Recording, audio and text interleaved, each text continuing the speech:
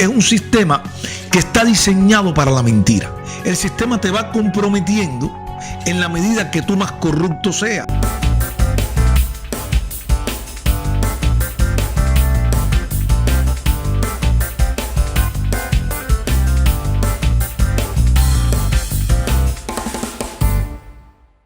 Cuando yo nací, vivíamos agregados, como se dice siempre. Vivíamos en casa de mi abuelita, primero en casa de un tío, muy comunista, que lo quiero mucho, pero muy comunista. Ya ha cambiado su forma de pensar, como muchos.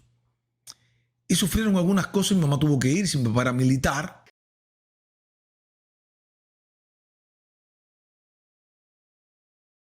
Como todos los cubanos, millones de cubanos, mi historia puede ser la historia de mi madre. Como a pesar de que mi madre trabajó, vivíamos agregados, mi papá dormía en casa de mi abuela. ¿Qué trauma? ¿Qué trauma para unos niños, una familia, que no pueda ver a tu papá y a tu mamá juntos hasta posteriormente unos años que al viejo le dan una casa, un apartamento en San Agustín? Yo pienso que ese fue uno de los mejores momentos de mi vida y nos mudamos en el 1980 bajo un ciclón en el mes de julio o agosto o septiembre. Nos mudamos, yo sé que nos mudamos con una mesita, sin mueble y sin cama. Posteriormente mi madre emprende, pero antes de emprender mi mamá trabajó en el Fran País, limpiando piso en el Fran País. Trabajó también en el puerto de La Habana, no me acuerdo en qué terminal, como tarjeta, esta que recibían las mercancías, contaban, no me acuerdo cómo se llamaba.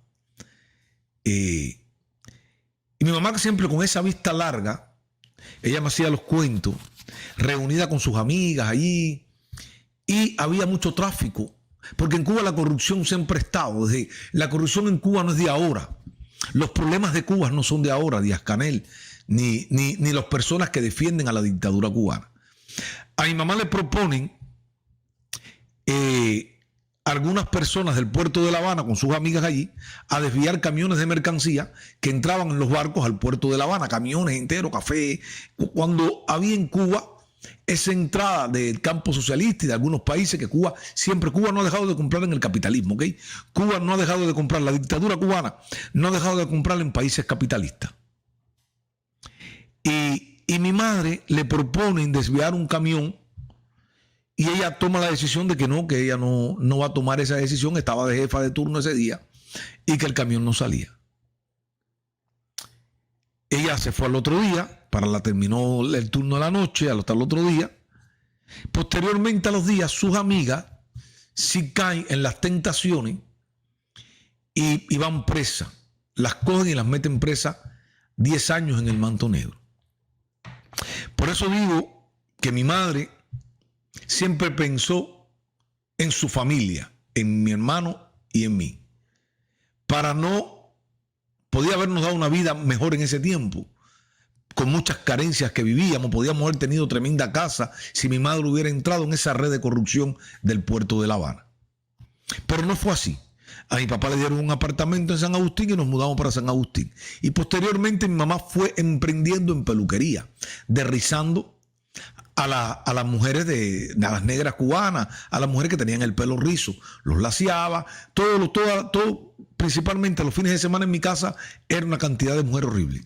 Mi mamá hizo mucho dinero, todo lo hacía ilegal, como todas las cosas en Cuba. Tenía que buscar la sosa cáustica en el puerto de La Habana, comprar la sosa cáustica en el puerto de La Habana, y hacía una mezcla, una fórmula que ella inventó con papa. Batía la sosa cáustica y no sé qué más le echaba para poder hacer el derrí, para que las mujeres negras tuvieran derrí. Los fines de año era horrible en mi casa. Yo tuve una juventud, una niñez, después que ya en San Agustín mi papá viajaba y tuvimos una niñez gracias al emprendimiento de mi madre y gracias a que mi papá comenzó a viajar en el año 1982 en la flota cubana de pesca. Increíble el empuje de mi mamá, porque mi papá no quería, pero mi mamá le dijo: no, tú vas a viajar.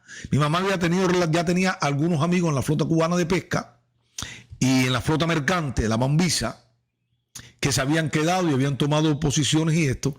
Y a mi papá, porque fíjense las cosas de la vida, ¿ok? Por eso que yo digo que el viejo mío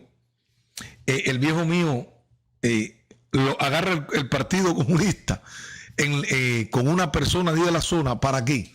Porque tenía que montarse en el barco.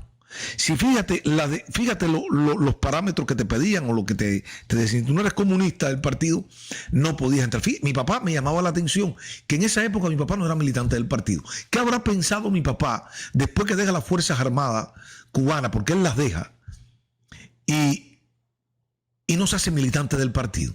Porque mi papá tuvo una educación en el capitalismo y él vio cómo se desarrolló su mamá y él vio cómo ellos vivieron en el capitalismo.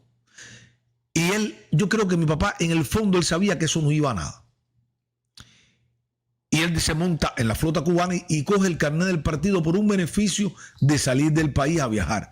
Por eso, asimismo, hay millones de cubanos o miles de cubanos que cogen carnet del partido, carnet de la juventud. ¿Por qué? Por un problema de oportunismo, porque es un sistema que está diseñado para la mentira. El sistema cubano, y lo he dicho en otras ocasiones, está diseñado para corromper a las personas decentes, para que mientan. En la medida que tú mientas y mientas, ¿qué sucede? Tú te sientes más comprometido con el sistema. El sistema te va comprometiendo en la medida que tú más corrupto seas, en la medida que tú le mientas más al sistema.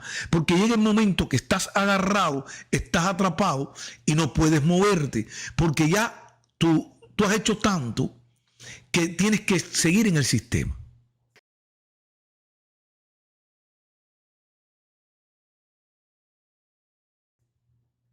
Hay personas que tienen casa, que tienen puestos de trabajo y no quieren perder ese privilegio, ese gran privilegio de poder tener un poco más de la gran mayoría. El éxito del castrismo es que él dividió a la sociedad por capas sociales también. En las capas sociales, mientras tú me sirvas en mis filas, y tú te pongo gerente de una corporación, te pongo esto, tú me vas a servir y vas a aguantar todo porque yo te estoy dando un estándar de vida. Y los cubanos nos hemos acostumbrado a esa doble moral. Y esa doble moral es la que ha llevado al país a donde está.